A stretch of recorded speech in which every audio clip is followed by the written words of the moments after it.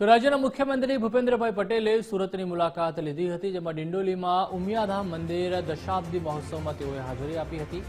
આવો કાર્યક્રમ પટેલ જ કરી શકે, બીજું કોઈ ન કરી શકે તેવું સીએમ ભૂપેન્દ્રભાઈએ જણાવ્યું। ત્યારબાદ કહ્યું કે પાટીદાર સમાજ હંમેશ મહેનત કરતો સમાજ છે, કોઈ એવું ક્ષેત્ર નથી જ્યાં પાટીદાર સમાજ આગળ ન હોય। સૌને જય ઉમિયા, જય ઉમિયા। આ પટેલ જ કરીએ કે બીજું કોઈ ના કરીએ કે આ કાર્યક્રમ?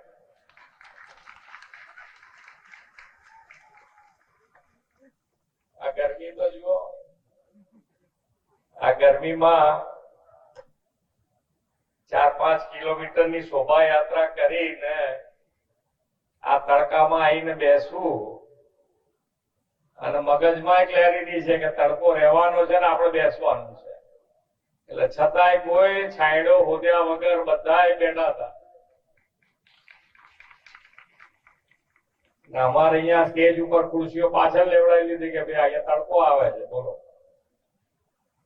આપણો વર્તમાન છે તો વર્તમાન ખૂબ આનંદથી જીવાય, કોઈ તકલીફ ના પડે એવી માતાજીના ચરણોમાં પ્રાર્થના કરીએ અને આપણું ભવિષ્ય એવું હોય, એવું જ આચરમાન હોય કે દરેકે દરેક સમાજને સાથે લઈ અને પાટીદાર સમાજ સૌથી આગળ હોય એવી માં ચરણોના પ્રાર્થના કરીએ।